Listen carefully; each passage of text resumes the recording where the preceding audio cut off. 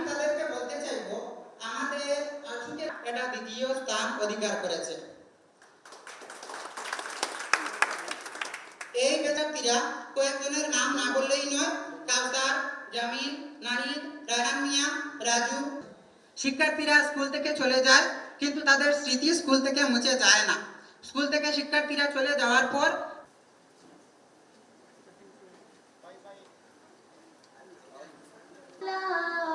ইতিহাসের পাতায় পাতায় যার স্মৃতি অম্লান, গর্বে আজ বুকের ভেতর একটি নদী, একটি সবুজ গ্রাম, রক্ত দিয়ে বাংলাদেশের নাম, লাল সবুজের পতাকা আমার পরিচয়, ওরে ওরে দেশের কথা বলছি বিশ্বময়, সবাই গর্বে আমার বুক ভরে যায়, গাইছি তারি গান, আমার দেশের স্বাধীনতা করেছেন বলে।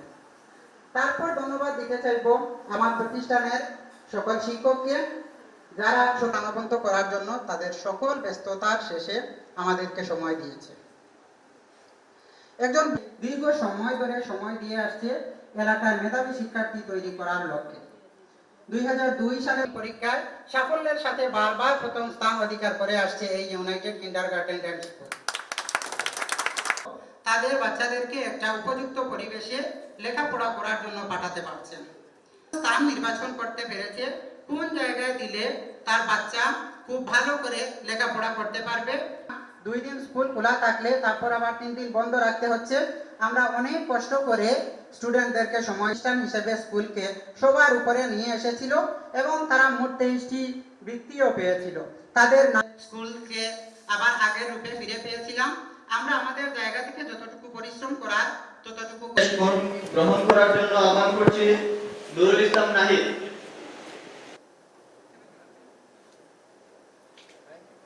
টেস্ট গ্রহণ করার জন্য আহ্বান করছি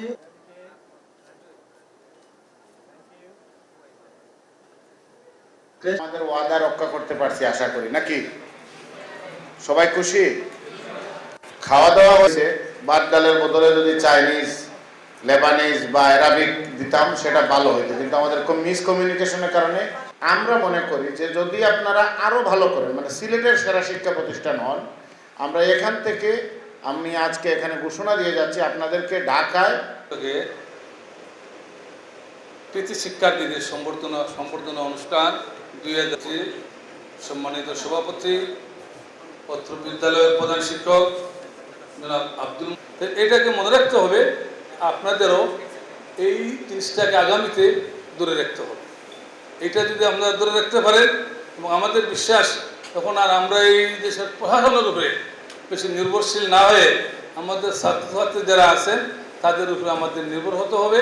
মাশাআল্লাহ, খুব খুশি লাগলো যে স্কুলের যে কিছু আভ্যন্তরীণ ব্যাপার পড়া ক্ষেত্রে যে রেজাল্টের ব্যাপারে আমি শুনলাম, খুব ভালো লাগলো, খুব ভালো রেজাল্ট।